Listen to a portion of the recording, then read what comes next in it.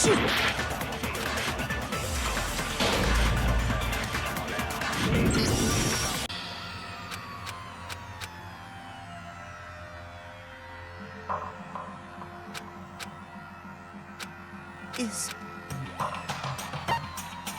I refuse to give up yet!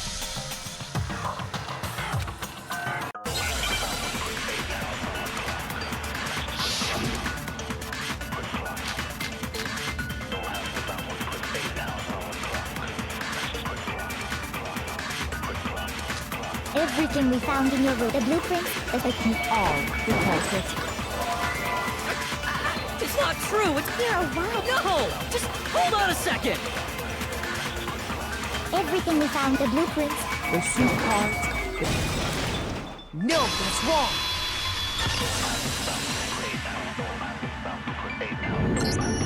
Are we sure Hero really made those blueprints? What do you mean? Well, take a look at this. It's the note that Hero wrote, asking everyone to meet up after Alter Ego disappeared. The handwriting's obviously different, wouldn't you say? When you compare it to the blueprints. There's no way you could think the same person made both of them. Unless that person made it a point to disguise their handwriting. No, the differences are bigger than that, I think. Come on! I'm not smart enough to think of trying to change my handwriting anyway. So Makoto, are you saying you don't think Hiro's the culprit? And he is not the only one. I think Hiro's innocent as well. What? Then who was in that Robo-Justice suit? Is it like Hiro said? Was there really someone running around in a second suit? The suspicious individual hidden within the suit. Go ahead, Makoto. Tell them who it was. So, who was in the Robo-Justice suit?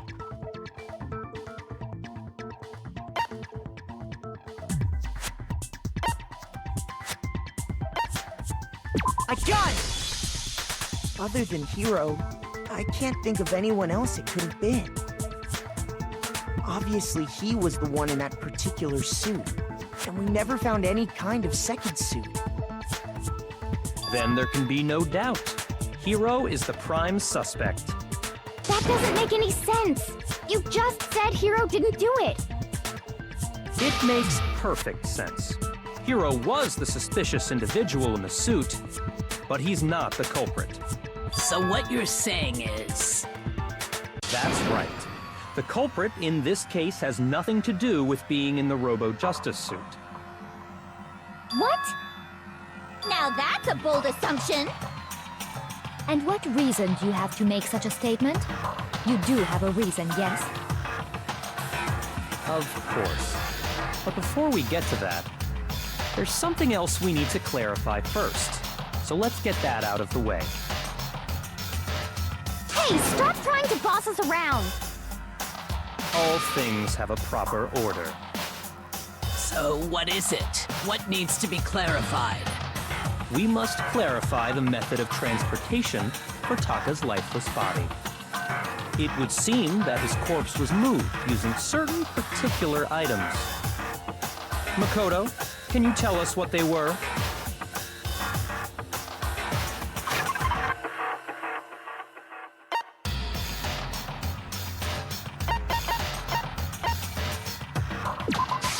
I got it!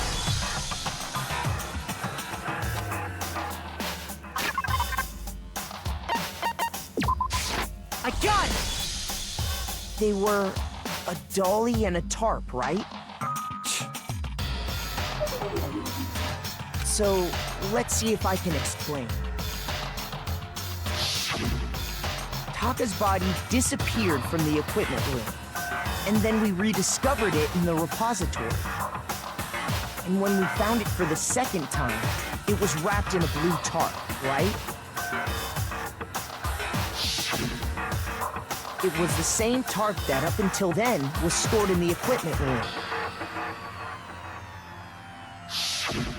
So the killer must have seen it there and decided to use it when they moved Taka's body. That way, they wouldn't leave any bloodstains while they were moving it. Okay, that explains the tar. And the dolly? Same thing. I'm sure the dolly was in the equipment room when we first found Taka's body there. But when the body disappeared, so did the dolly.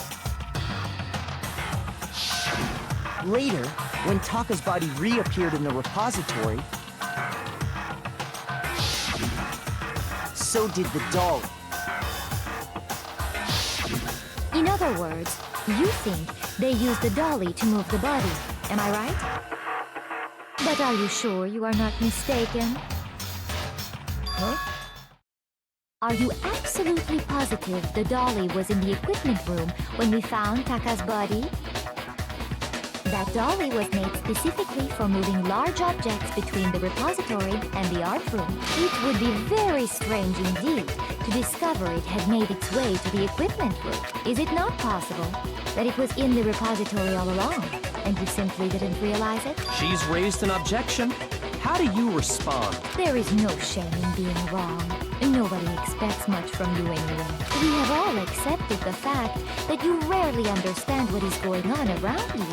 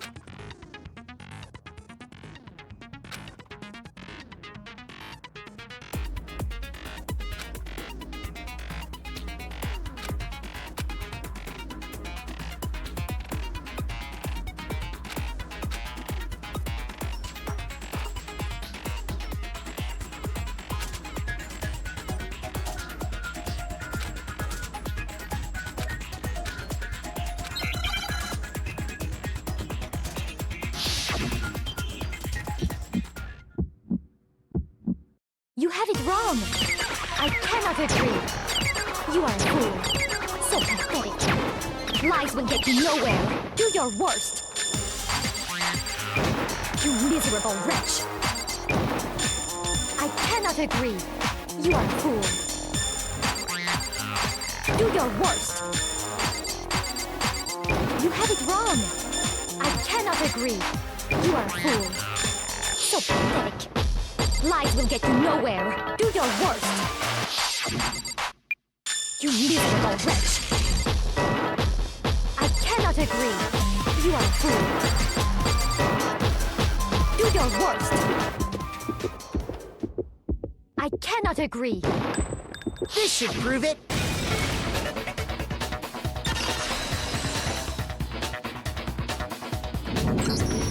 If you're asking for proof that the dolly moved, I have it right here. When I found the dolly in the repository, one of the wheels had a blood stain on it. There was a pool of blood in the equipment room with a tire marking that matched the dolly wheel's trail. The killer probably rolled the dolly through the blood on accident as they wheeled the body out of the room. And as the blood dried on the tire, they moved the body into the repository. So there's my proof that the dolly was used to move Taka's body.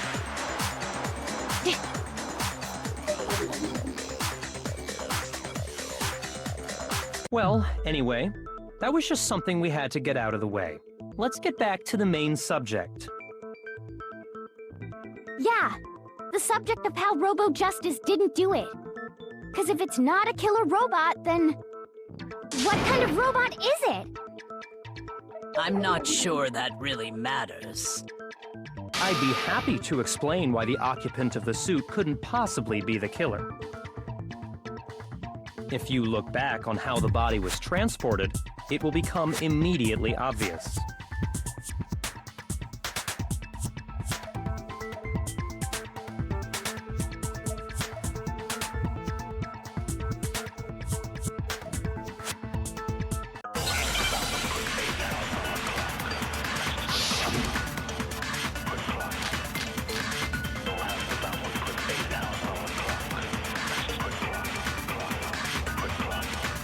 As we know, Taka was killed in the equipment room, and from there, the body was moved to the repository. Yeah, the culprit wrapped the body in the tarp, then loaded it onto the dolly and wheeled it off, right? Now, keep in mind that the dolly doesn't have a handle. Well, yeah, but even without a handle, all you'd have to do is bend over. No, it's wrong!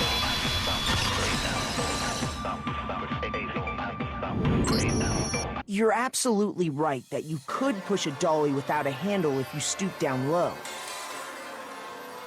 But if you were wearing that suit, do you think you could actually get into a position like that? What do you mean? Think back to what you said when we were all checking out the suit together, remember?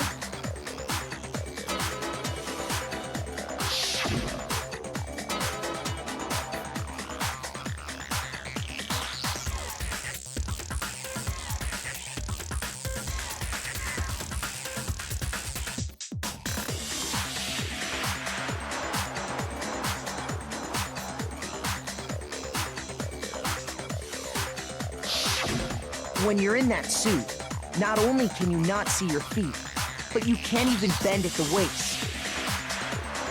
Am I right about that? Now that you mention it, yeah. It seems like it'd be awfully hard to push that dolly if you couldn't bend over. Well, what's to stop you from simply pushing the dolly with your feet? When you can't even see your feet? You really think someone could kick the dolly all that way? Yeah, it'd be totally impossible! Not that I can say for sure myself. On top of that, if you were wearing such a rigid, cumbersome suit, it's very unlikely you would have the dexterity to go about wrapping the body in a tarp. Well, I mean, isn't that just a matter of taking off the suit when you're ready to move the body?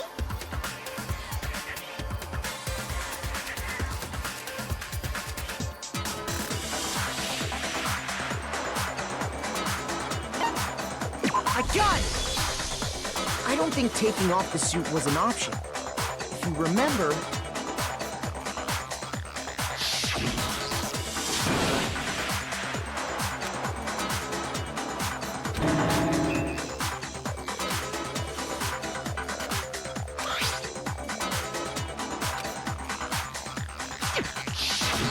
That's true.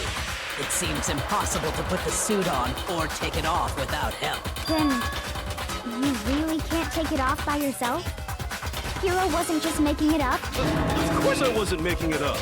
If he could have gotten it off by himself, I don't think he would have let us see him wearing it. Showing up in the suit was basically an invitation for everyone to suspect it.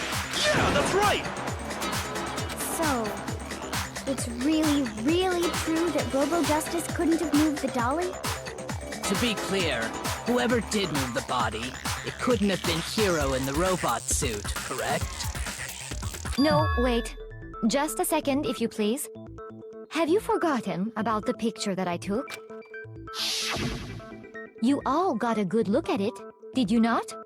The image of Hifumi being dragged away by Robo-Justice?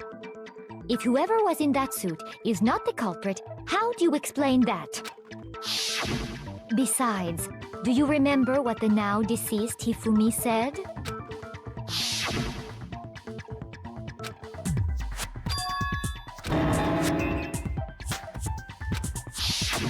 So long as those facts exist, the proper conclusion is beyond question. The individual inside the suit and the culprit are one and the same. It was Hiro, without a doubt. Yeah.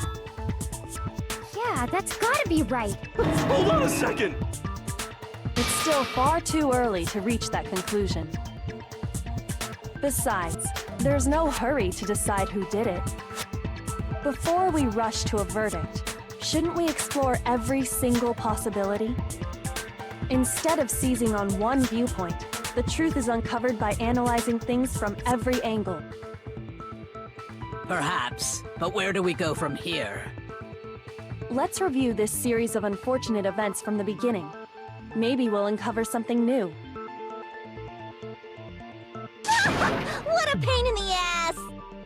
I don't disagree, but our lives are on the line. If this is what it takes, we have to do it. Plus, maybe we'll get to find out where the heck Kyoko was when everything went down. All right then, let's take another look back at what happened. I suppose we could start with this morning. 4 of us gathered together in the dining hall. Makoto, Hina, Kyoko, and myself. We waited there for quite a while, but nobody else showed up, so we went to look for everyone. That was around 8 a.m. And as soon as we split up, Kyoko went missing. Soon after that, Hina found Celeste in the rec room and quickly came to get Makoto and me. It seems I was unconscious for about an hour after I was attacked by my mystery assailant. I know it was an hour because I remember being attacked a little after 7. That was when we saw Celeste's picture and discovered that her assailant had been wearing a strange costume. As it turns out, it was Robo-Justice. It also soon became clear that this same Robo-Justice had abducted Hifumi. We were soon joined in our search by Byakuya and Toko, and then went on to find Hifumi in the library. He was injured, so we took him to the nurse's office and resumed our search for the suspect. But not long after leaving the nurse's office...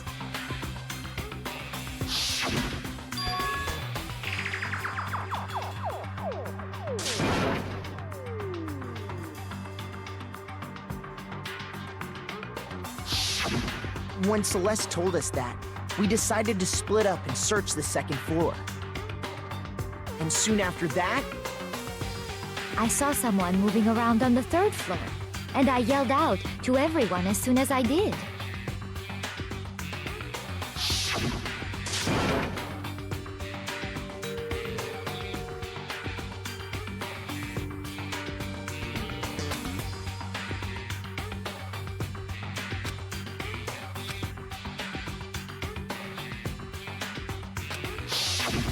and then...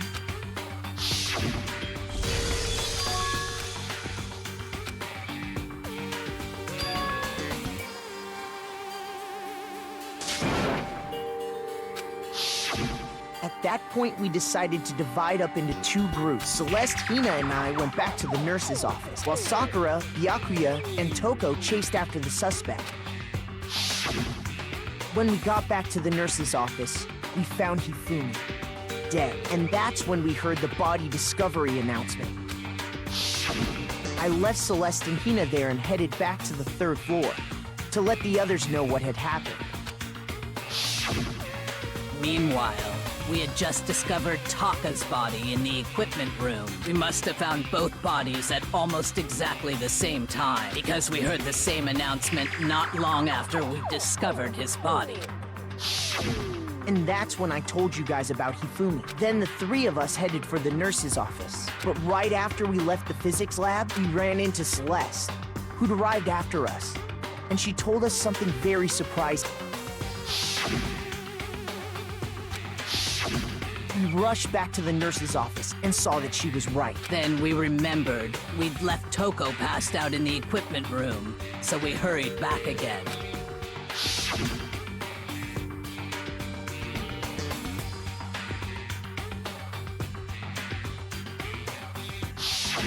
But when we got there, we discovered that now Taka's body had also gone missing.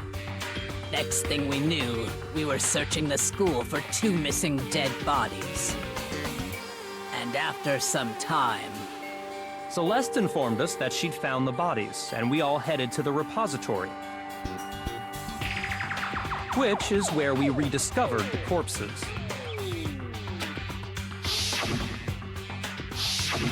I think that about covers it. I see. The whole thing sounds exceptionally complicated. It certainly seems to me that these are not a simple series of connected events. Okay, well, if that's true, then what? Rather than a single series of events, I think we have to consider each murder a separate situation. And from there, we can uncover the contradictions surrounding all of them.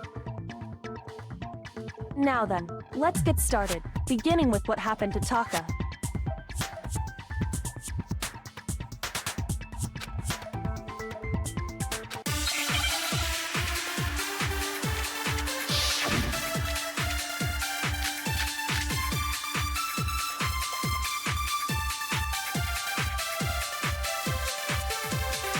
So, regarding Taka's death, I wonder if he died before he, or perhaps it was after. We already know what order they were killed in. Taka came last. What makes you say that? Because of the numbering of the Justice Hammers.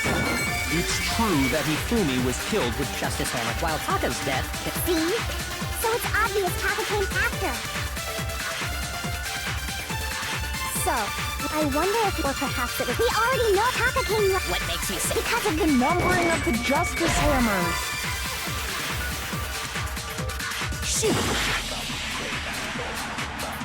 So, regarding Taka's death, I wonder if he died before Hifumi, or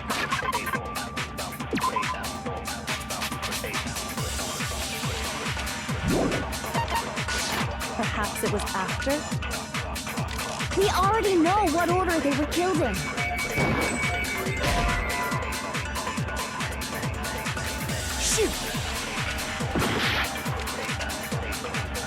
So, regarding Taka's death, I wonder if he died before Hifumi, or perhaps it was after?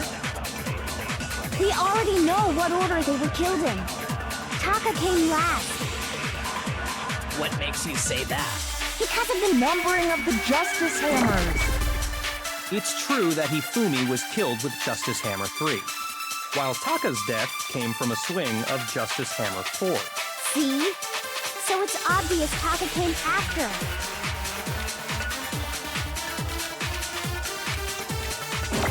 So, regarding Taka's death, I wonder if he, or perhaps it was after? We already know what order they were killed. No, it's wrong.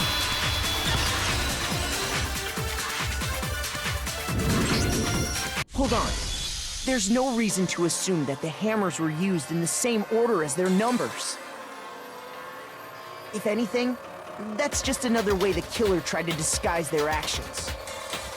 So you're saying the culprit wanted us to think the hammers were used in order, but in reality, Taka was killed before Hifumi? Okay then, let's see the proof.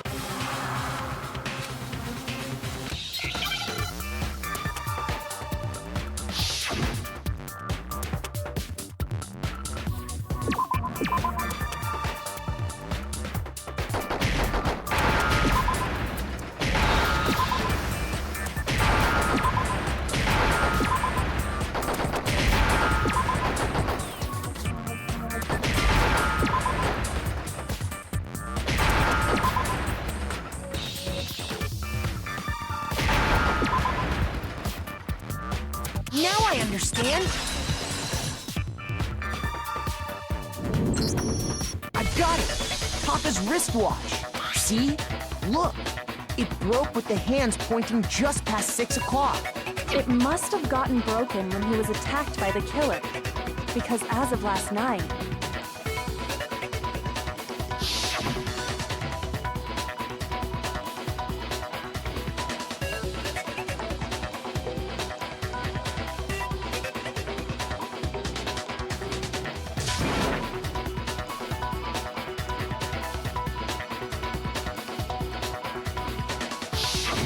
so if it wasn't broken after 6 last night, then he must have been attacked around 6 this morning.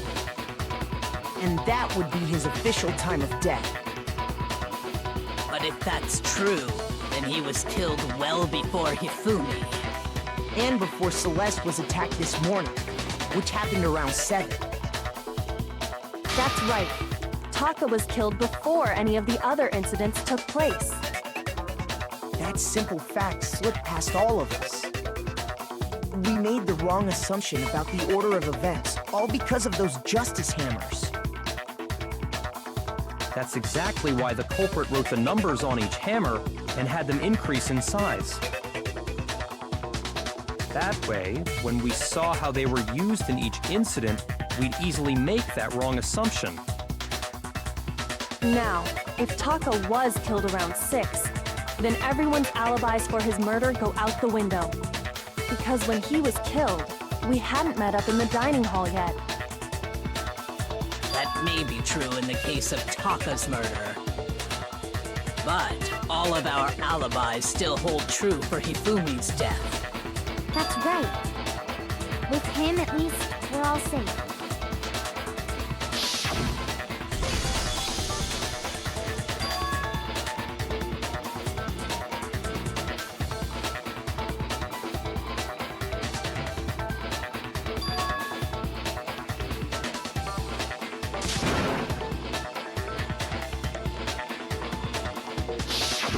When we heard Hifumi screaming, we were all together.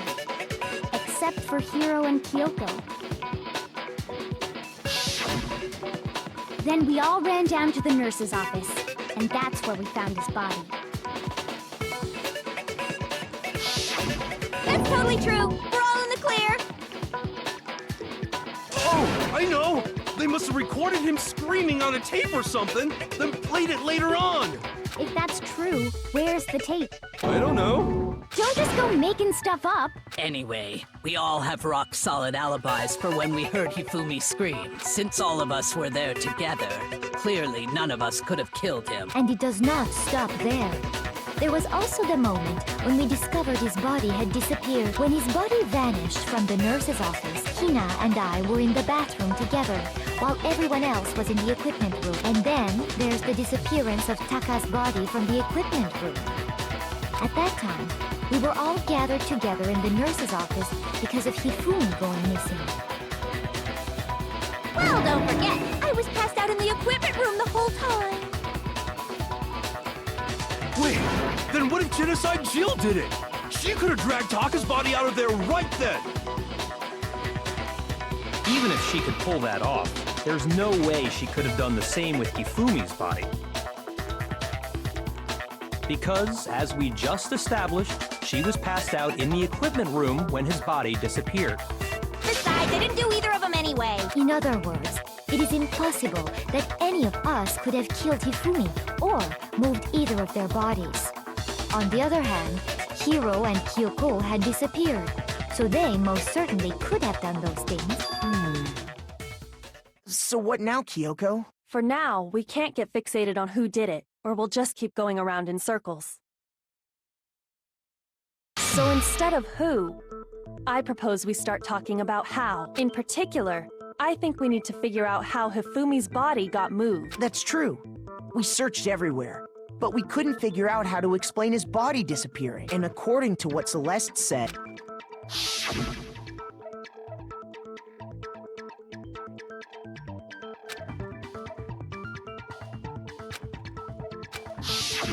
his body apparently disappeared in the 1 minute her and Hina took their eyes off of it. But to carry that much weight from the first floor up to the third in that short amount of time? Oh man, yeah!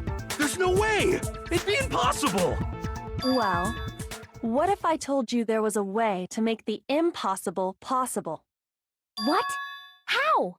If the dead body were to move itself. The dead body moved on its own? No! Not another... ghost! I don't think it has anything to do with the occult. I think what she's implying is we thought Hifumi was dead, but perhaps in reality he was still alive. He was alive? Are you saying Hifumi wasn't carried out of the nurse's office, but simply walked out on his own? But I mean, we found his body. He was dead. Perhaps he was simply playing dead. That it isn't possible.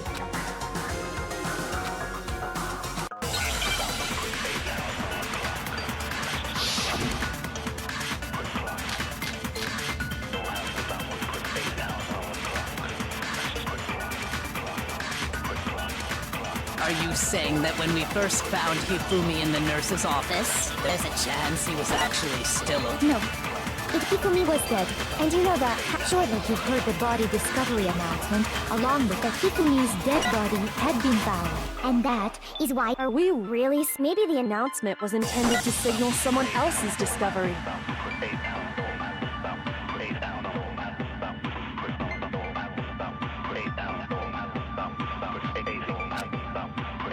Are you saying that when we first found Hifumi in the nurse's office,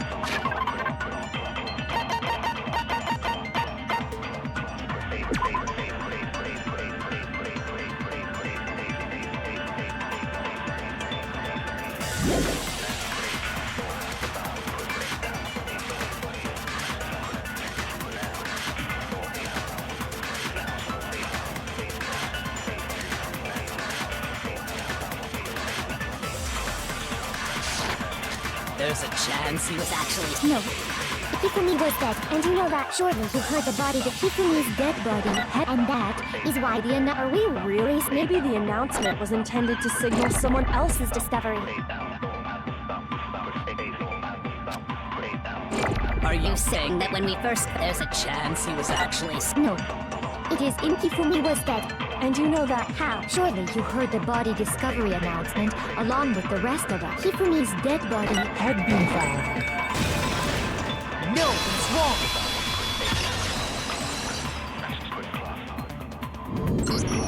Was the body discovery announcement that was made really intended for Hifumi? Of course it was. The announcement played right after we discovered his body. Maybe. But that was also the same time that Taka's body was found. That's right. It wasn't long after finding his body that we heard the announcement. So there's a good chance we've made a mistake in there somewhere. I think we've confused whether the announcement was for Hifumi or Taka. First of all, if two bodies had been found, there really should have been two announcements. Maybe Monokuma simply got lazy and rolled them together into one. What do you say, Monokuma? Any comment?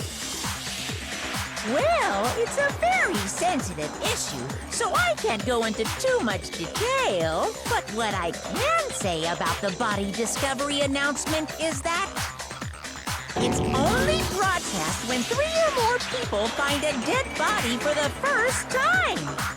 That didn't answer our question, man. We're asking if you're a lazy bum. No, actually, that was plenty. Huh? He said it's only broadcast when a body is discovered for the first time, which means even if we find the same body again later, he won't make the announcement again. If that's true, then why was the announcement made again later on? Huh? Later on? Exactly. We heard the body discovery announcement twice.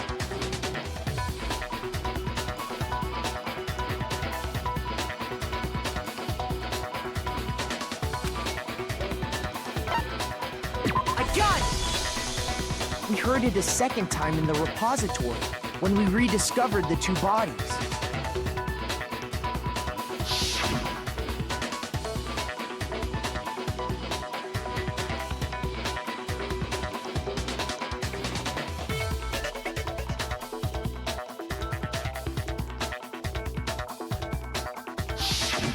It didn't seem weird at the time, but it contradicts what Monokuma just told us, doesn't it?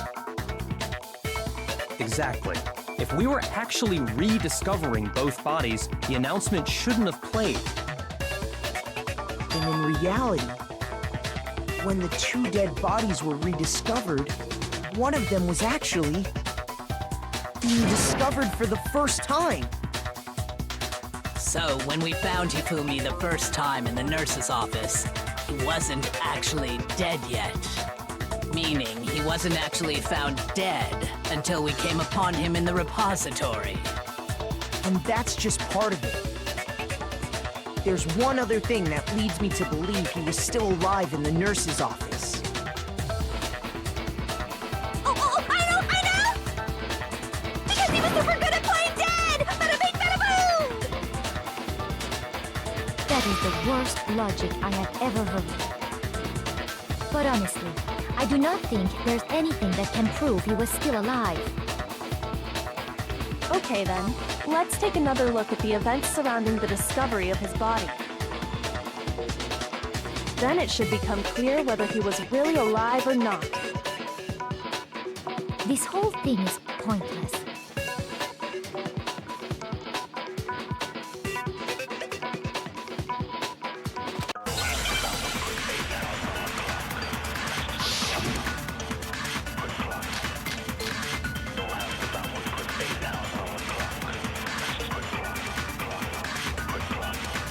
Well, here's one thing we do know. The first time we found Hifumi's body was in the and then his body disappeared. And the next time we saw him, it was in the... But when you compare his body before being moved, and his other than the change in how it was positioned...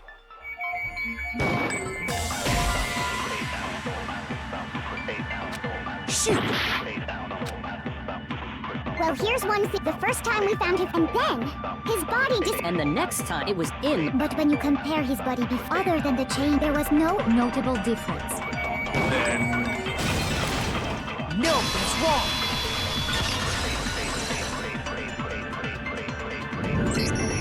In fact, there was one clear difference between Hifumi in the nurse's office and the repository. His glasses. That fact alone proves that he was only playing dead in the beginning. Perhaps you'd like to fill the rest of us in? When we found Hifumi in the nurse's office, his glasses were covered with blood.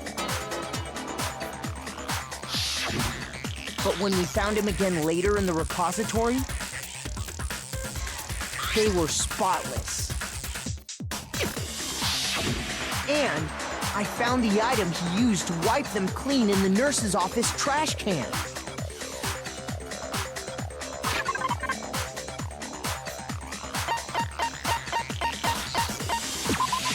I got it!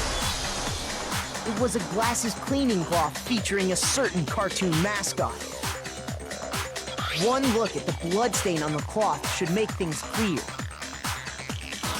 This piece of cloth was used to wipe Hifumi's glasses clean.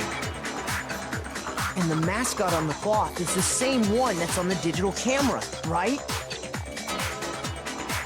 And whose digital camera was it? Hifumi's, of course. The character was Princess Piggles from Demon Angel Pretty Pudgy Princess, I think. I highly doubt anyone but Hifumi would have brought something like this to school. I see your point. And the only people here who wear glasses are... I wouldn't be caught dead using a tacky piece of garbage like that. A few tissues is all I need to keep my glasses clean. Then there's no question. It belonged to Hifumi. So what you're saying is... What exactly? What I'm saying is, the blood on his glasses was wiped away using his own glasses cleaning cloth. Even if that is true, it does not mean he wiped the blood off himself. But who would benefit from a clean pair of glasses other than the glasses owner? That's a good point. And it must have been him, right? So let's assume that Hifumi was still alive in the nurse's office. He pretends to be dead. Then when he's alone, he wipes his glasses clean so he can see. Then he stands up and walks out on his own 2 feet. And with that, the impossible task of moving his copious corpse becomes possible, wouldn't you say? But then, if he was just pretending to be dead, what was with all that blood? Was it paint or something? The fridge in the nurse's office contains packs of blood for emergencies. He probably used one of those. He figured if he was gonna play dead, he should go all out, so he just dumped it everywhere! But he got crazy with it and had to wipe his glasses off when he was done! God, what an idiot! And if Hifumi was still alive at that point, the disappearance of Taka's body is easily explained. It should be perfectly obvious who must have moved Taka's corpse.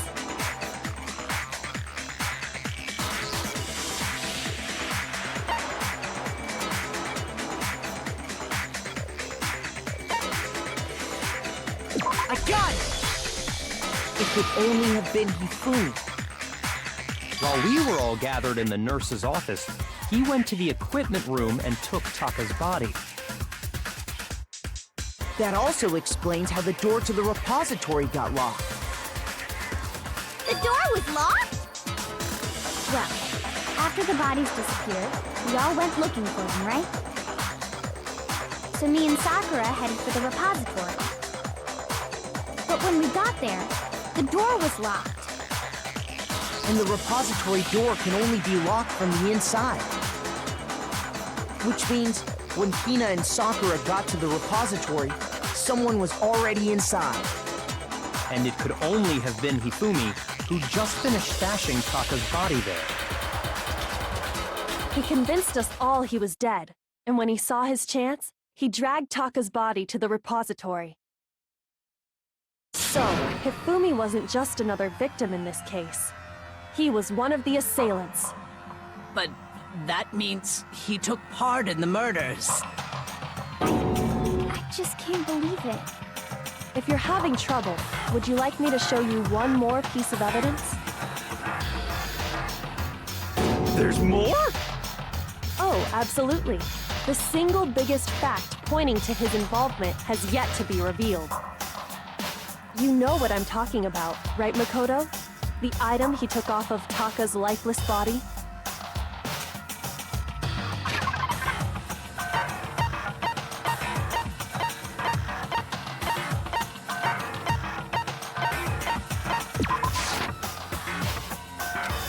Shoot!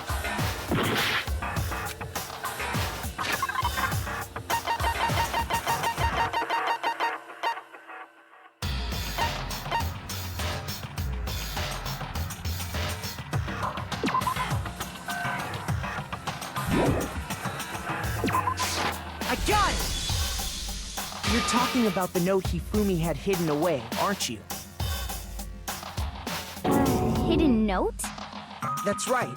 We found it stuffed in his pants. What? In his pants? Yes, his pants. Okay, well, forget about the pants for now. Take a look at what the note says.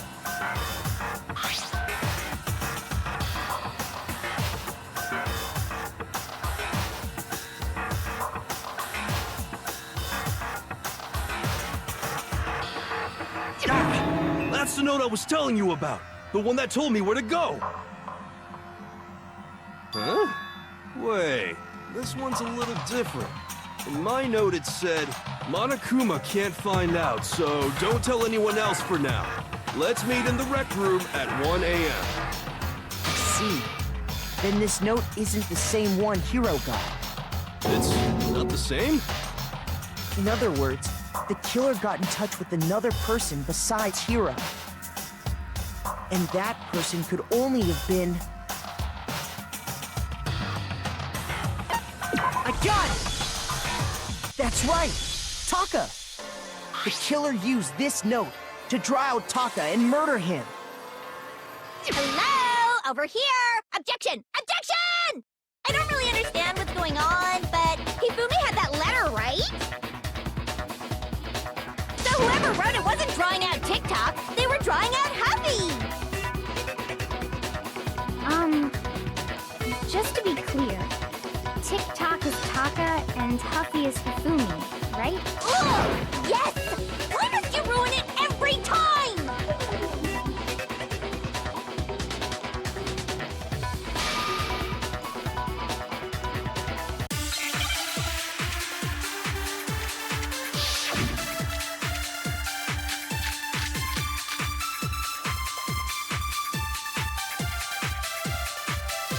Huffy had the note, right? Then the person it was intended for must have been Huffy! But remember what the note said. What time did it say to meet? 6 a.m., I believe.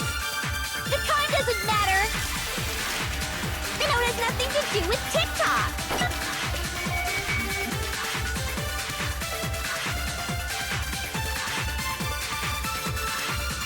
Hoppy had the note, right? Then the person it was in must have been Hoppy! But remember what time did it say to 6 a.m. The time doesn't matter! The note has nothing to do with TikTok! No, he's wrong.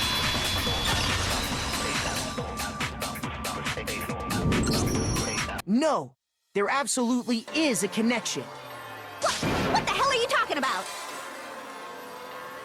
The note said to meet at 6 a.m., which is the same time Taka was murdered. We've already proven that using his wristwatch. But there's more. Look where the note says to meet. The equipment room, right? Which is where Taka was killed. I see. So, Taka was murdered at both the time and place written in the note. I think that should be plenty to show that this note was definitely meant for Taka. Well, when you put it like that... No further objections! Then someone used that note to trick Taka. Just the same as me. The culprit really is a cold-blooded monster. Telling people they found a way out. But if they gave the note to Taka, what was Hifumi doing with it? Stuffed down his pants, no less! Most likely, Hifumi stole it off Taka's corpse after he died. Huh? He stole it? Where's your proof? Go ahead, show us.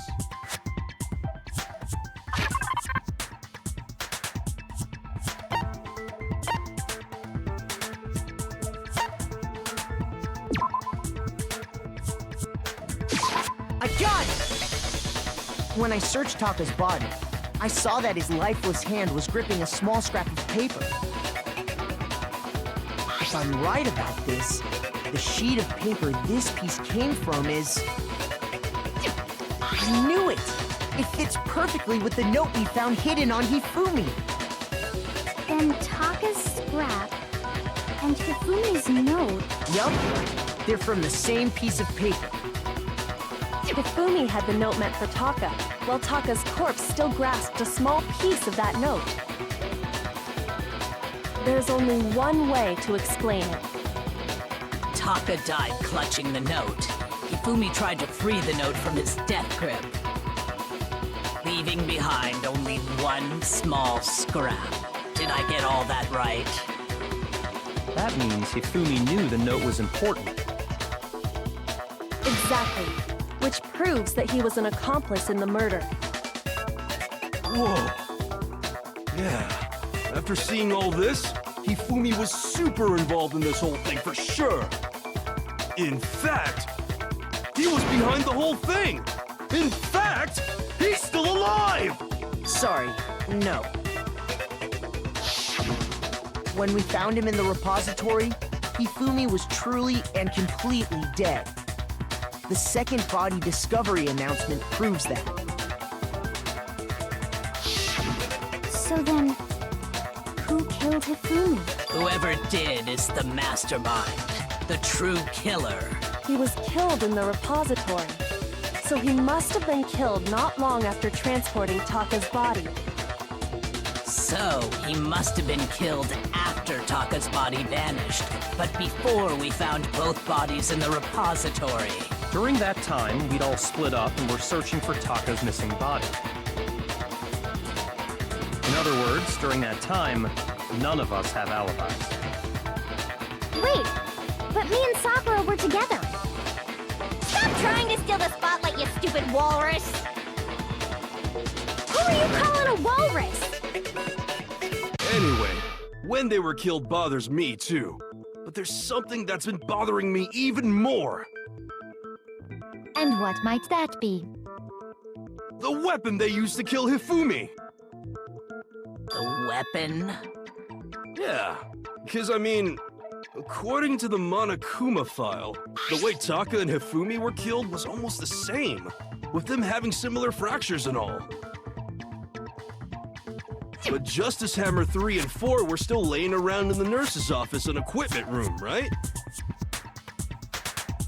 So if Hifumi was killed in the repository, the culprit would have had to grab one of the hammers, kill Hifumi, then put the hammer back where they found it.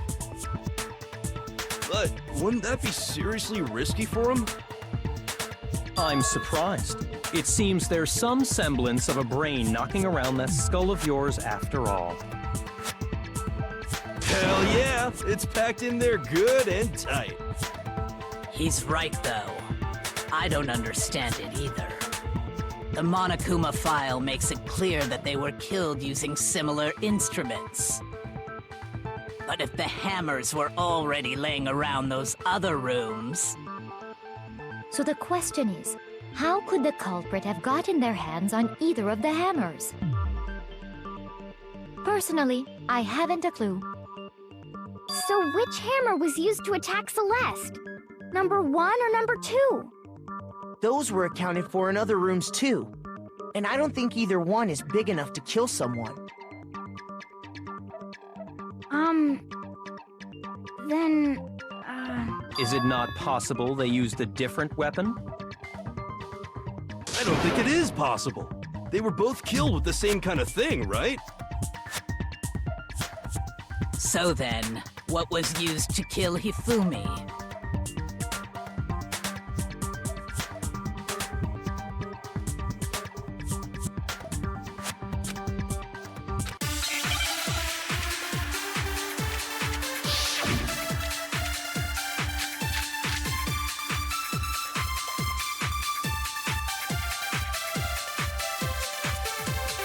What was used to kill Hifumi? Was it maybe just as well? What if there's one thing? How was the culprit able? How did nobody witness them carrying it? Sounds like the Justice Hammer 5 is about to make its appearance! Check out murdergear.com/ Well, one thing seems pretty. The murder weapon had to be one of the Justice Hammers. No, he's wrong.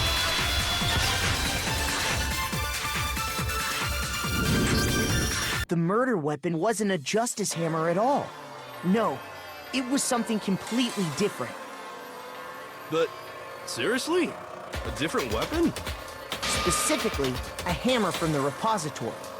The killer could have easily used that to kill Hifumi. Now, all the hammers in the repository were covered in flecks of grit and debris. But for some reason, one of them had been scrubbed clean. And the reason it had been scrubbed clean was most likely because it was used to commit murder. If the hammer got covered in Hifumi's blood, of course they'd have to clean it off. I'd also like to point out that the repository has all kinds of hammers. Big ones, small ones, and even some flat mallet-like ones. I think whoever made the Justice Hammers used those as a basis for their design. If that's true, that would explain the Monokuma file's note about the wounds being similar. So Hifumi moved Taka's body to the repository, where someone then used a hammer to kill him. Whoever did that is the true killer. The one Hifumi was working with. And the one who betrayed him. Hold on a moment. I still think it's strange to assume someone was working together with him. The way the graduation rule works, there is no benefit to helping someone else carry out a murder. So the idea that anyone would work together like that is simply ludicrous. We talked about this, did we not?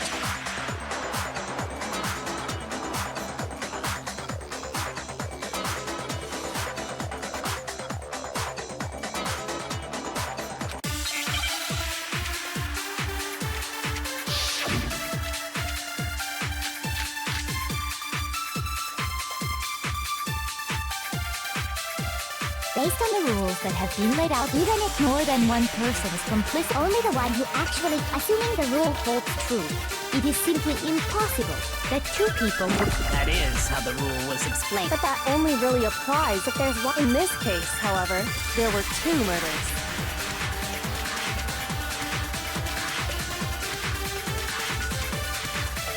Based on the rules, even if more than one, only the one who actually, assuming the rule holds true. That is. But that only really, in this case, However, there were 2 murders. based on the rules, even if more than one person, only the one who actually carried out, assuming the rule holds true. No, it's wrong!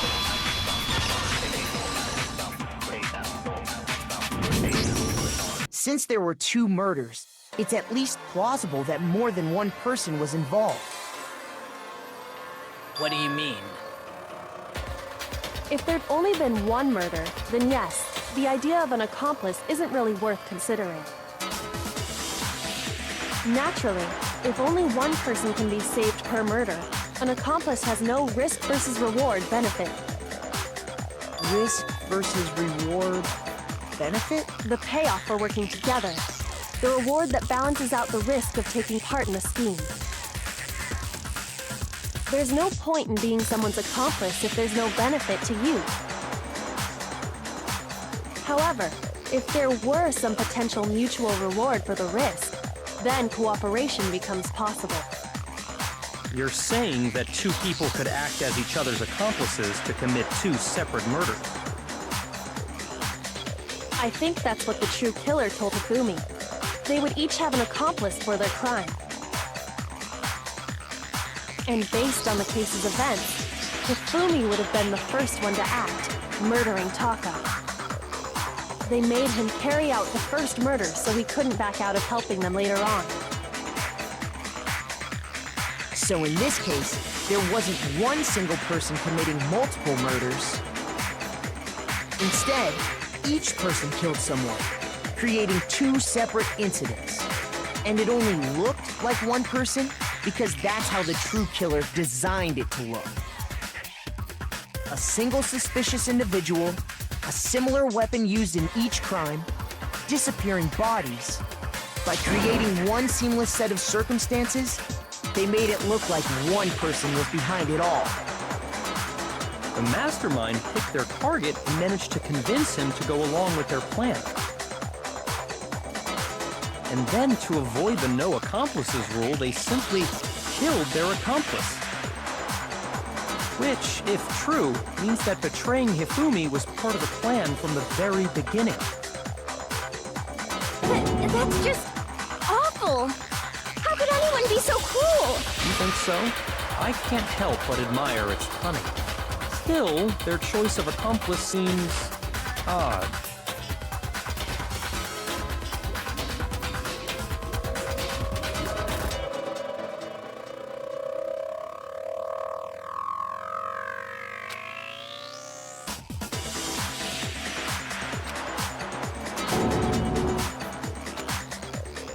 I understand how an accomplice could be involved. But then, who was the one pulling Hifumi's string? That's problem numero uno right now!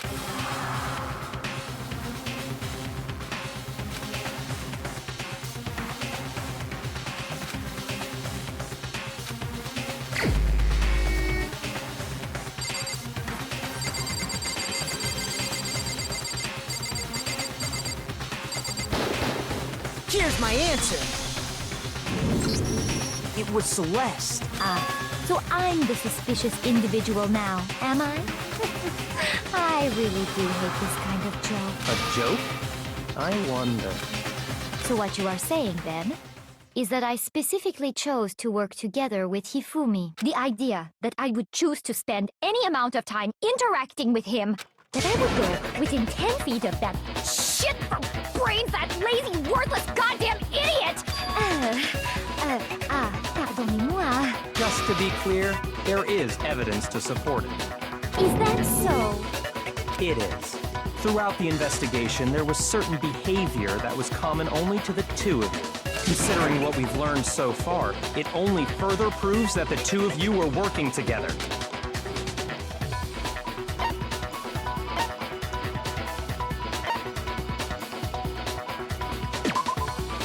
Shoot! I got it! The behavior they had in common has to do with the suspicious individual in the suit, doesn't it? The only ones who ever actually saw Robo Justice firsthand were Celeste and Hifumi. Shush, the adults are talking now.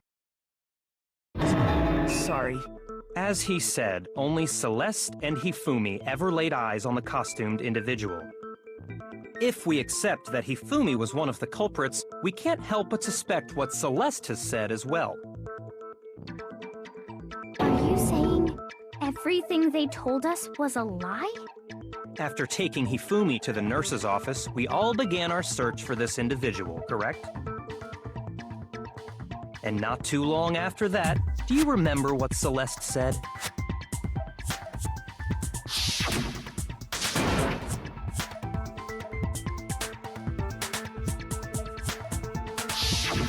We headed to the second floor specifically because of what she claimed to have seen. Next, to draw us all to the physics lab up on the third floor, She let out a blood-curdling scream. and when we'd all come to see what was wrong, what was it she said?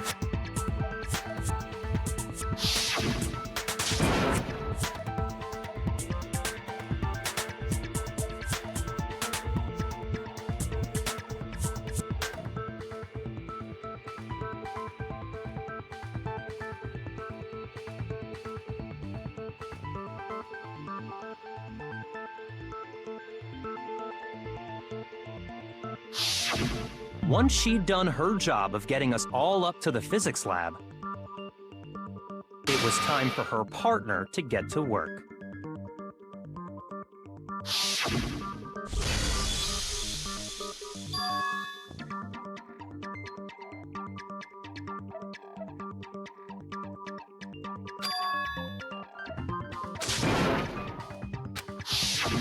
It was to get us to divide into two groups, so that we would discover both bodies at the same time? In fact, Celeste was precisely the one who proposed that we split up.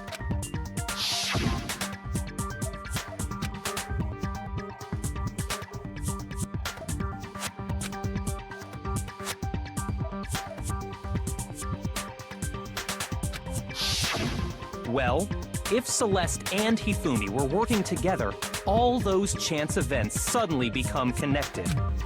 And on top of that, that piercing cry of yours early on. That was to signal Hifumi, wasn't it? It was your way of telling him, we're on the third floor, everything's going according to plan. Why else would you let out a scream that could have carried across the sea? I just realized another strange thing. When we found Hifumi in the nurse's office, who we now know was only pretending to be dead,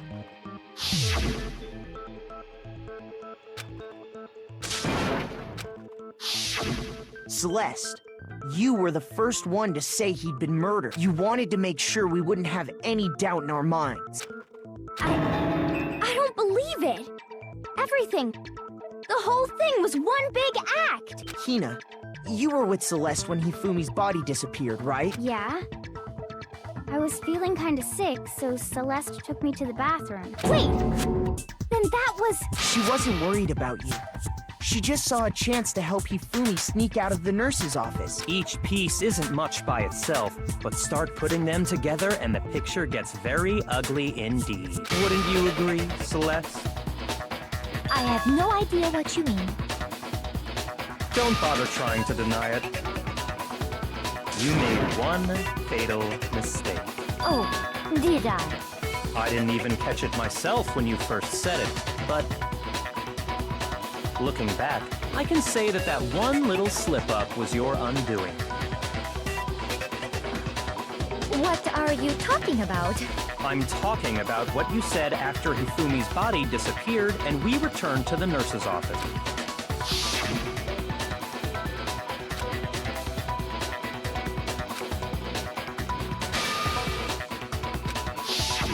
I remember her saying that too, but I don't understand what's so strange about it. Then pay attention.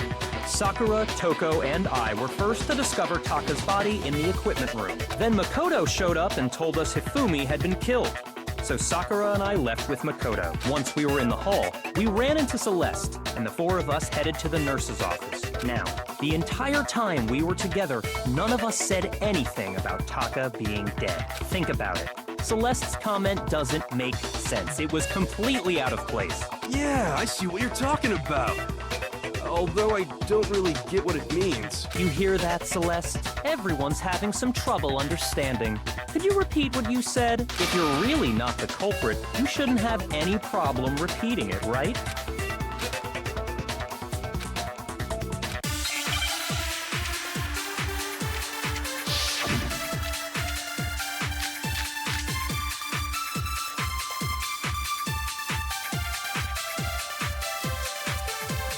All I said was...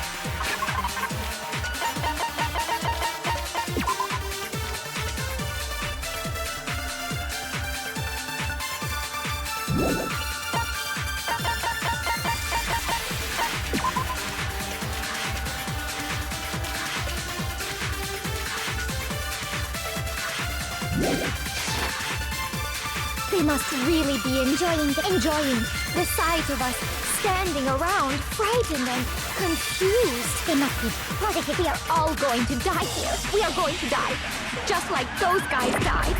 And that is all I said. And that's all it takes for What was so strange about Celeste's comment?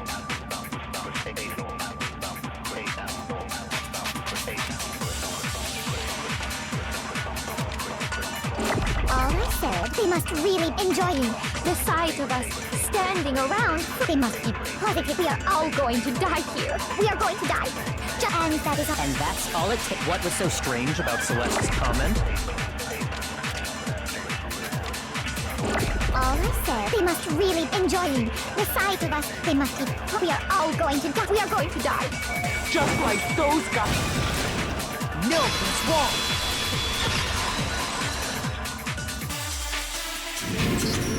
That's right. There's no reason Celeste should have said, just like those guys died. When she said that, none of us had told her Taka was dead. Exactly. And we didn't run into her until after we were all out in the hall. So there was never any chance for her to have seen his body in the equipment room for herself. So how did you know, Celeste? How did you know more than one person had been killed? And how did you know they were both guys? Because Kyoko had also disappeared, right? So she could have been dead too. You all have such vivid imaginations. You know that? Imaginations? You claim that I was lying when I told you about the suspicious person I saw. Then what about the picture I took? How do you explain this picture of the costumed villain dragging Hifumi away? It has to be some kind of setup, right? So let's put the suit on, and then she used the camera's timer to set up the picture. Have you so quickly forgotten? You are the only one who could have possibly fit into that suit. Plus, I happen to know that this particular camera does not have a timer. In other words, it is an unassailable fact that this is a picture of Hifumi being dragged away. If everything I told you was a lie, how can this picture exist? Simple. Are we sure that's really a picture of the suspect dragging Hifumi away? What could you possibly mean by that? Surely there are other explanations than the one you've offered up. No, there is no other explanation.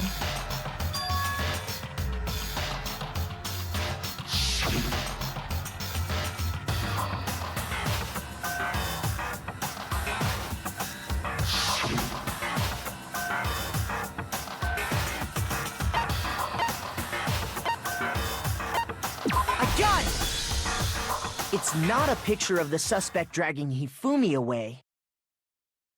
I would say it's a picture of Hifumi dragging the suspect away. That's certainly within the realm of possibility. The one being dragged off in that picture isn't Hifumi, but the person in the robot suit. We've simply been led to believe that it's the other way around. And the strange costume might only exist to lead us astray even farther. If you saw someone wearing something like that in this situation, of course you'd notice and be suspicious. That's what happened! You put me to sleep and made me out to be the bad guy in all this!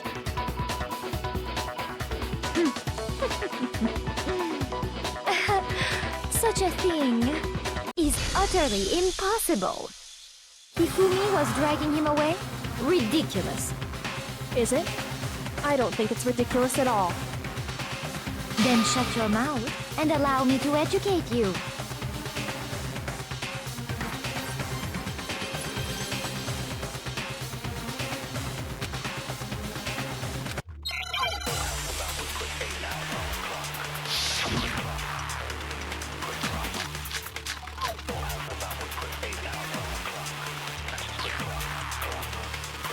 You dressed me up in that suit after I passed out!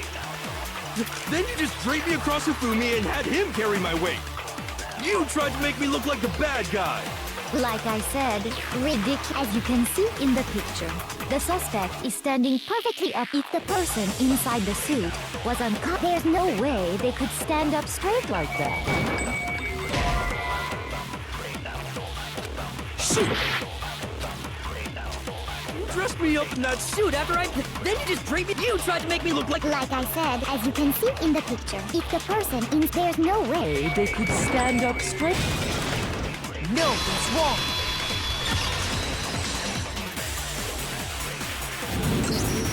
No. Even if the person inside the suit were unconscious, they could still stand up like that. Because that Robo-Justice suit had a certain characteristic.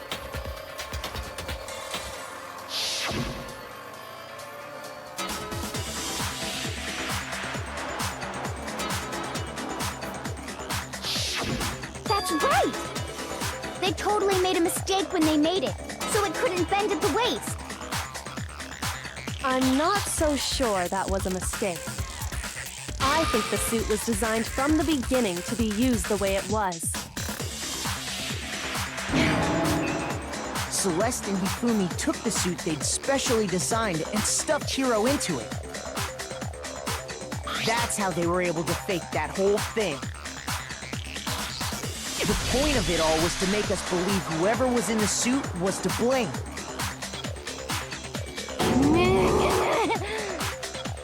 Well then, I suppose this is checkmate. Checkmate?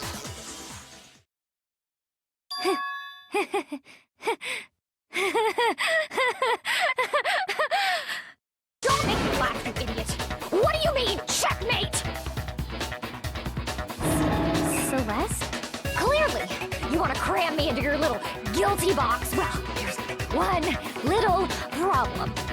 Have you already forgotten what Hifumi told us as he lay dying?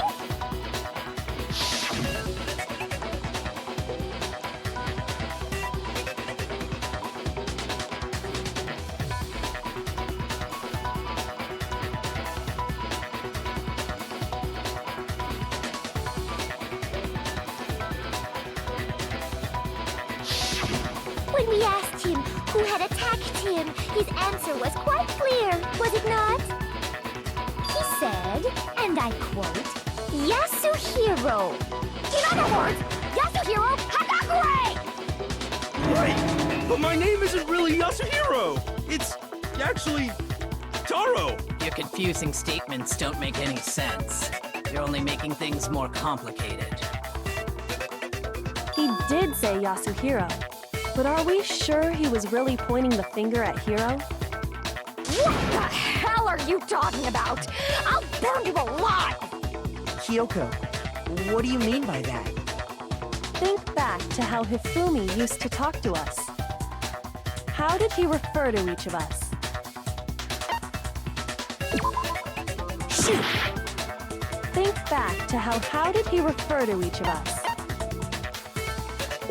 gun! That's right, our last names.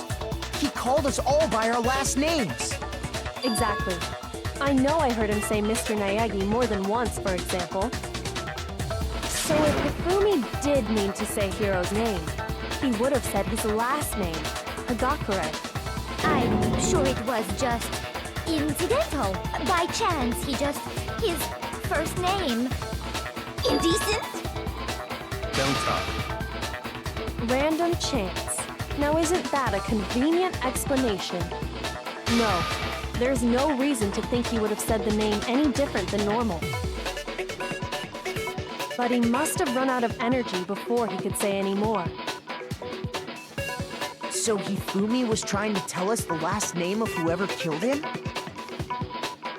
But the name he said doesn't apply to anyone here. Well, no. Hold on. There's one person it could apply to, and that's Celeste. She never actually told us what her real name is. What did you just say? To think you'd take your false accusation so far, I don't know whether to laugh or spit! Come on! Enough with your idiotic blather! Yasuhiro is a loser's name! Do I look like a loser to you? Well, do I? What? I think I've earned the right to be a little on edge. Okay, then fill us in. What's your real name? Make sure your ear holes are wide open and listen up! My real name is Celestia Ludenberg. Could you please stop making me repeat myself over and over again?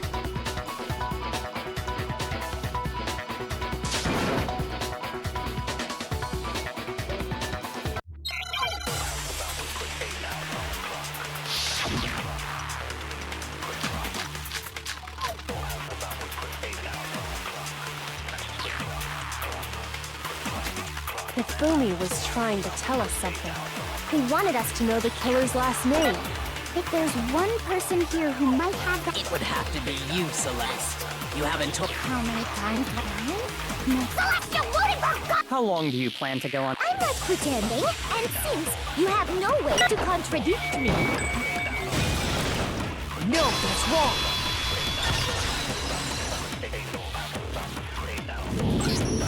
That's it! The handbook! What?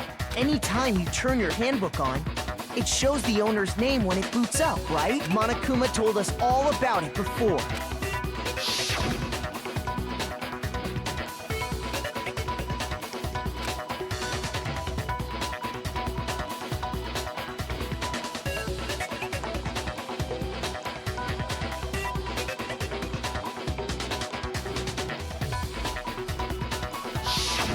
So all we have to do is check her handbook, and that'll clear up everything.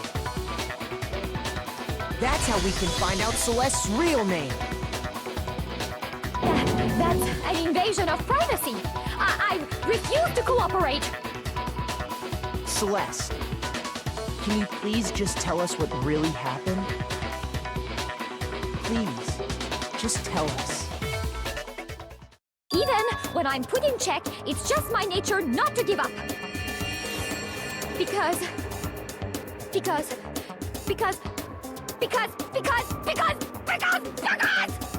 the game's over, you never know what might happen. Fine then. Let me settle it. Let me go over the case again, from the beginning, and shed light on all your crimes. And that'll bring everything to an end.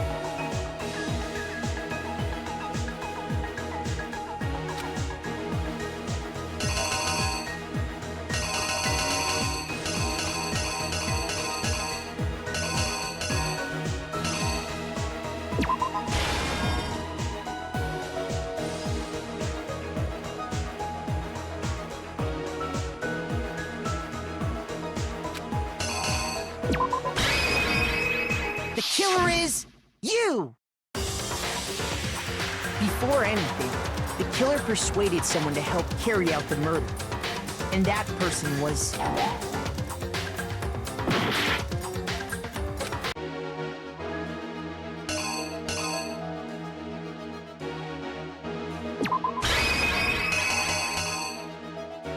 Here's exactly what happened. Before anything, the killer persuaded someone to help carry out the murder. And that person was...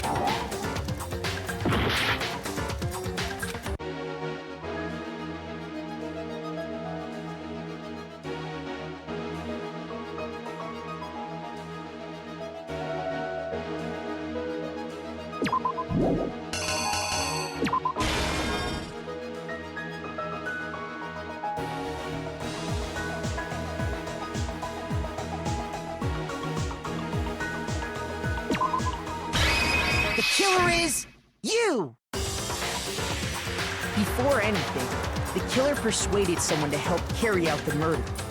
And that person was... Hifumi. With an accomplice, the killer was able to execute a number of otherwise impossible schemes.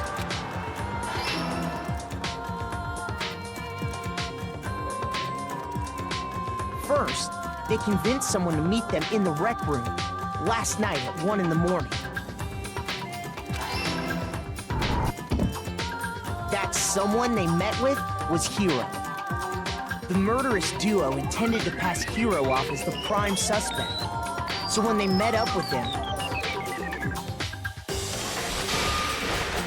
they drugged him, knocked him out, and stuffed him into the Robo-Justice suit.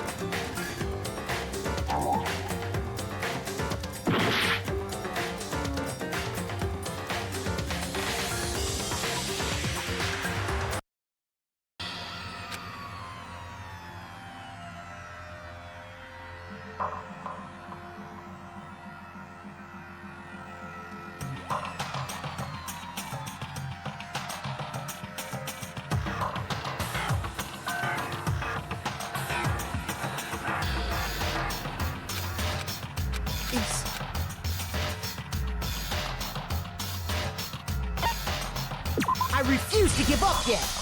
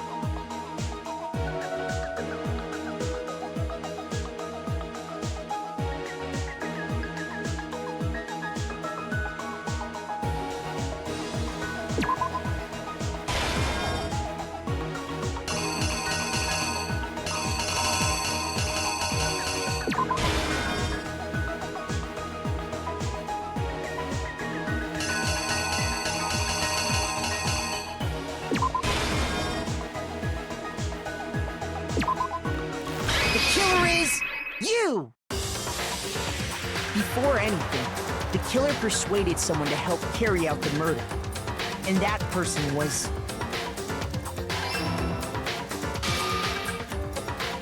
Hifumi. With an accomplice, the killer was able to execute a number of otherwise impossible schemes.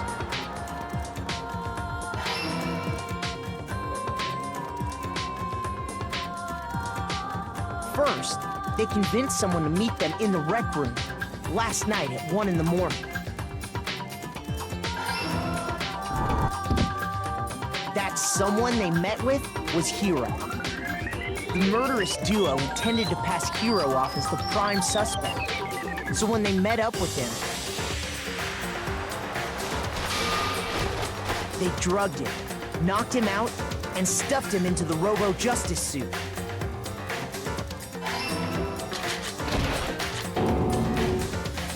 Next, Hifumi positioned himself to make it look like Robo-Justice was attacking him, while the killer used a digital camera to take pictures of the assault. They did all this just to create evidence that would put the suspicion on Hiro. When they were done with him, they shoved him, still unconscious, into the pool room locker.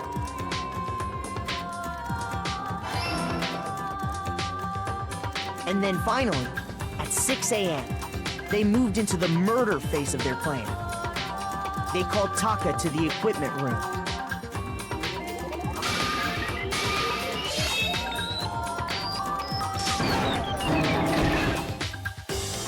And that's where Hifumi killed him, making it the scene of the first murder. The murder weapon was Justice Hammer 4, which was left there in the equipment room. The reason hammer number 4 was used was to create confusion about the order of the crimes. So, next they falsified 2 more assault incidents. For these attacks, the killers pretended to be the victims to solidify Robo Justice as the suspect. The first fake incident was the attack in the rec room. There, the killers wanted us to see Justice Hammer 1 and the Robo Justice pictures they'd taken. They wanted to make sure we bought the surprise attack story. The second fake incident was the attack in the library. This time, they planted Justice Hammer 2 and an injured Hifumi to sell us that story. With these 2 incidents, the killers were able to create a certain preconception in our minds that the suspect was increasing the size of the hammers and attacking people in order as they did. We fell right into their trap and started looking for the suspect based on that. But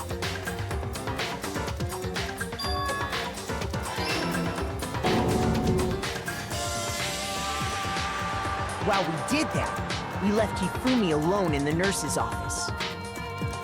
This was exactly what Hifumi was hoping for. He took a blood packet from the refrigerator and Justice Hammer 3 and turned the room into a crime scene in which he himself had apparently been brutally murdered.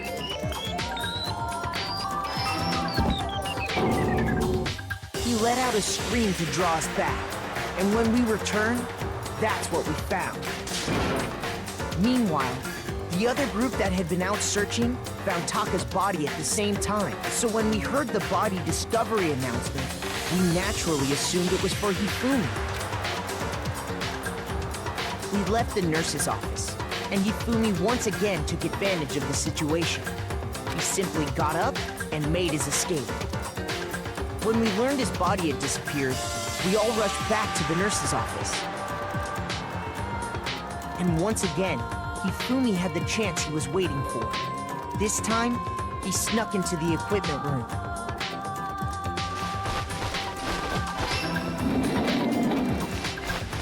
He wrapped Taka's body in a tarp and used the dolly to move it all the way down to the repository.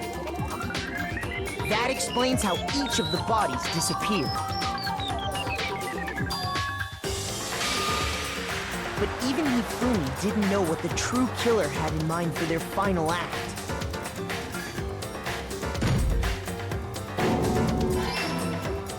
Their plan all along was to kill Hifumi and get rid of the one person who could betray them. And they did it using an ordinary, everyday hammer from the repository. That should cover everything that happened in this case. And the villain behind it all is...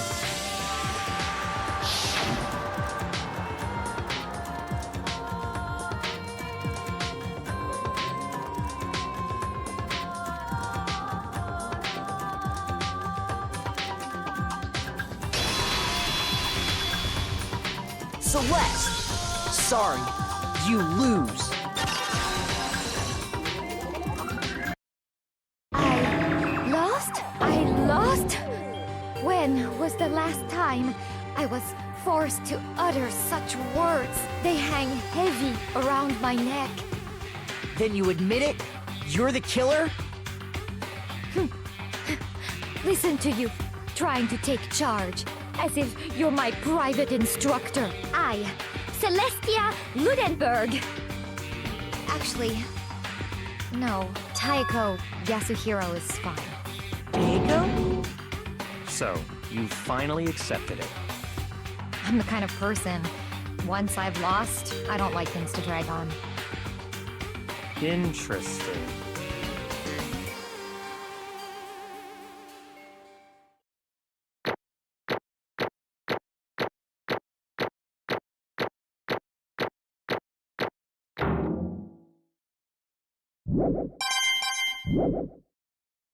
Okay, Monokuma.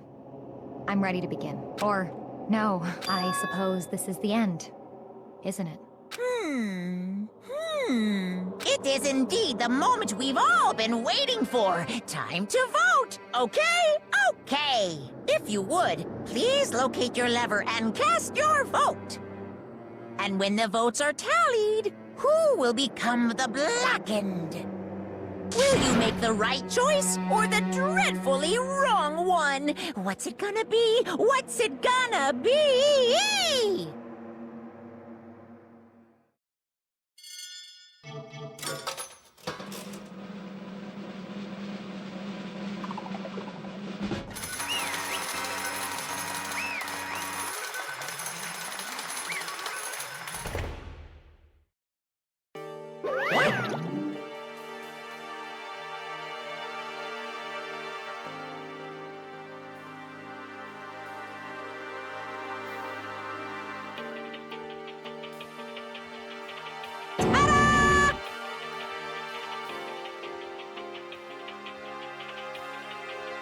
Honestly.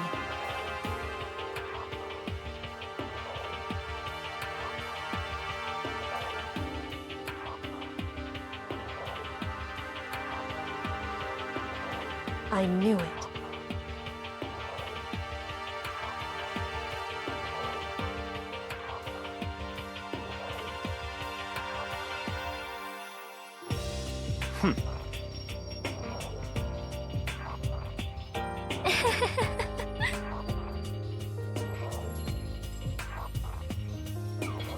So then...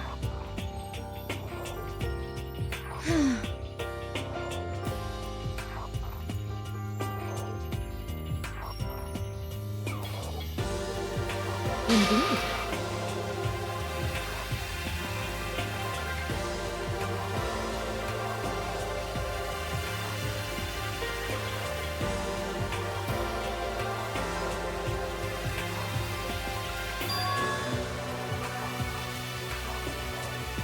Say what?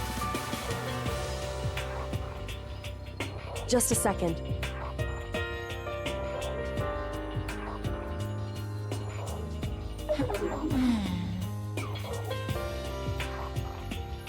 In other words, Indeed. I see.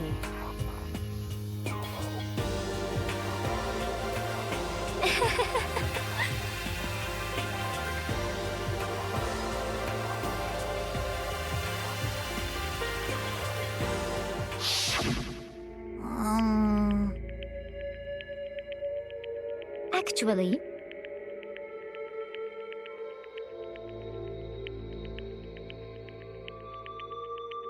What? are you okay with this? So then...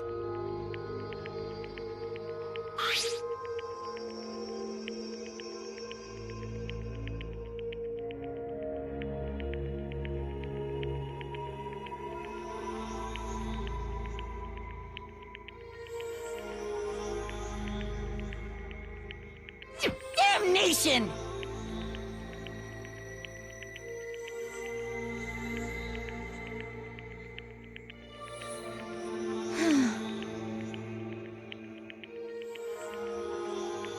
Say what? As for me... Oh, As for me...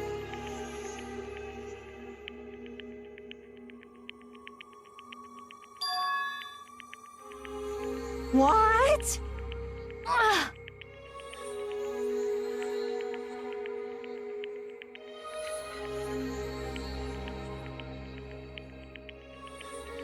damnation!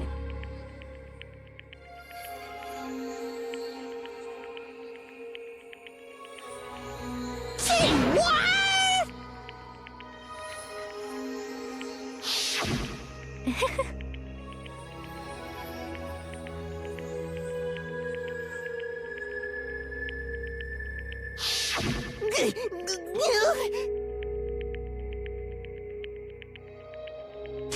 Will be completely unforgivable! Most unfortunate. Hmm? Actually,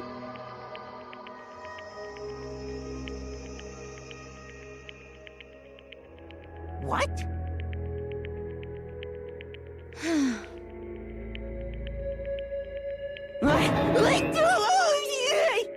indeed.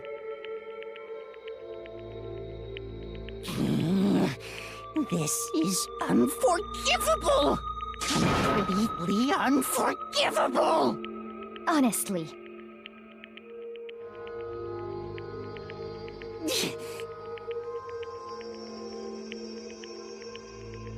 I swear I will save her! Actually,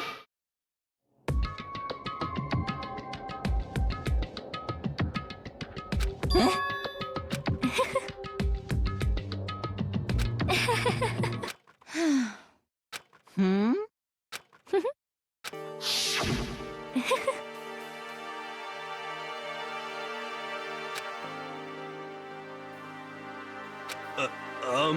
I see. indeed.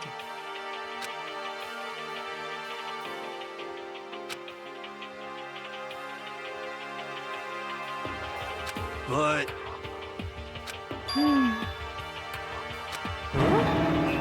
Let's see.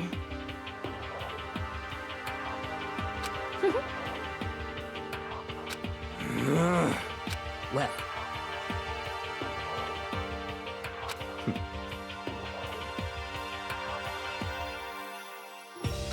Are you okay with this?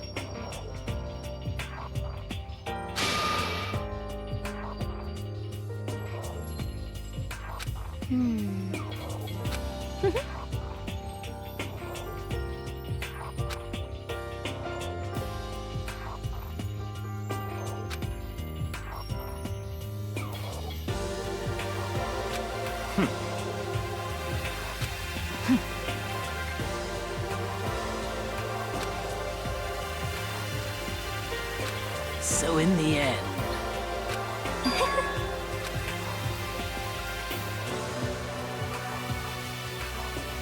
What the heck? Well, don't be mean! I wonder about that. Why? What the heck? Hmm.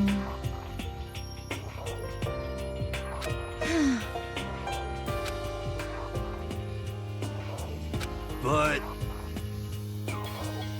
You little bitch! Hey! You little bitch! This is fine. Honestly.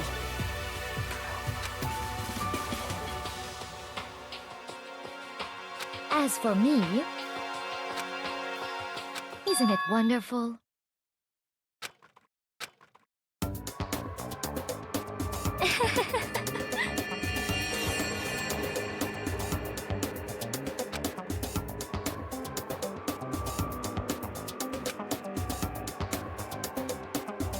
This is fine.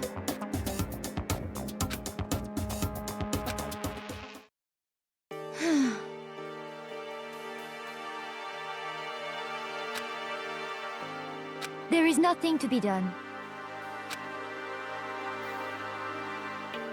Just the worst. Oh! Do you understand? What is this?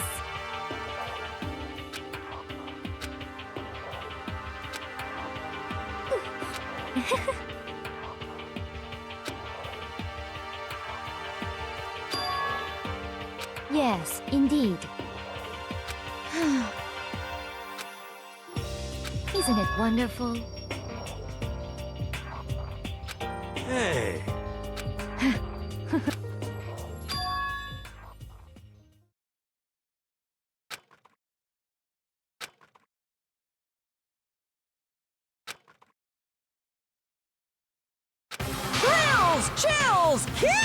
rules!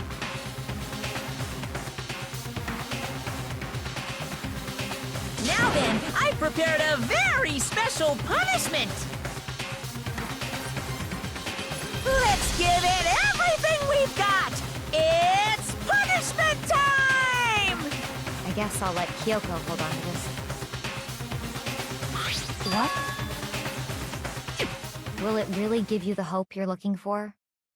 I can't say I ever saw it that way. Which is why... Actually, it's not important. Well then, take care, everyone. Perhaps we'll meet again, in another life.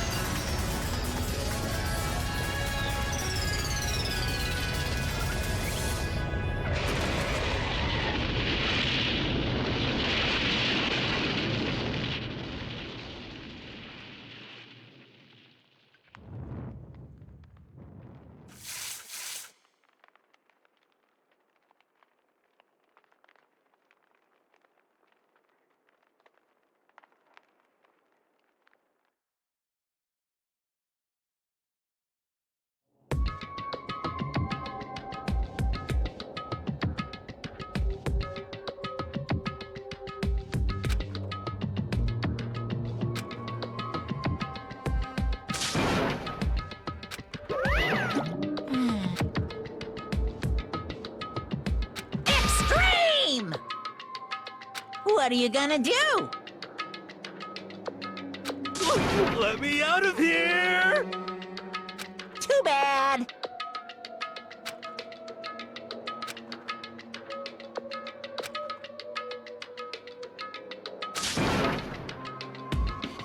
How strange.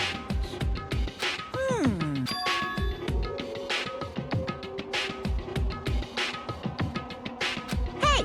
Hey! Wah-wah? So then, you... Ooh! Hey, Ooh, how exciting!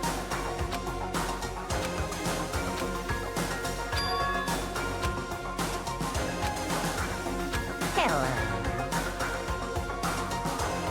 Well?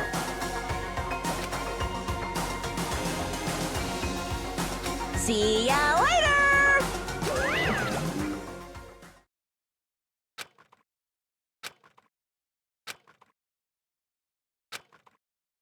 so...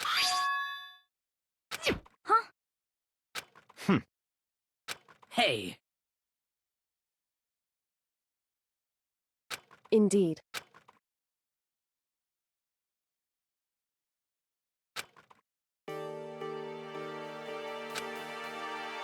Hey, What? so... Come on. What? Goodbye. well then. Yo!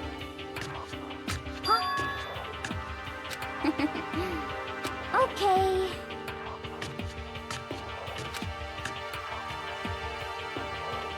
Shall we go?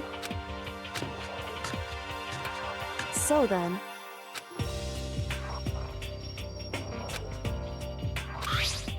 You really came.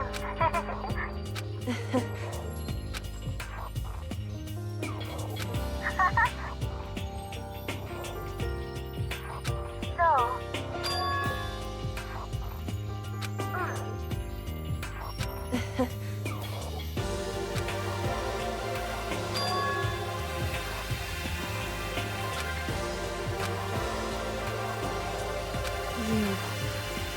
however... What?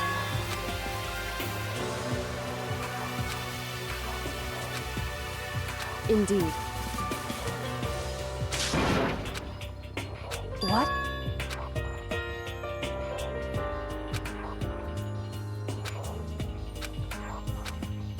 It's true.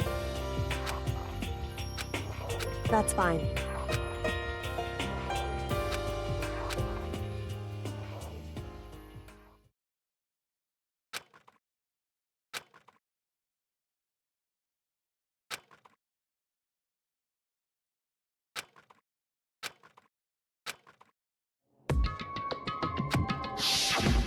Correct.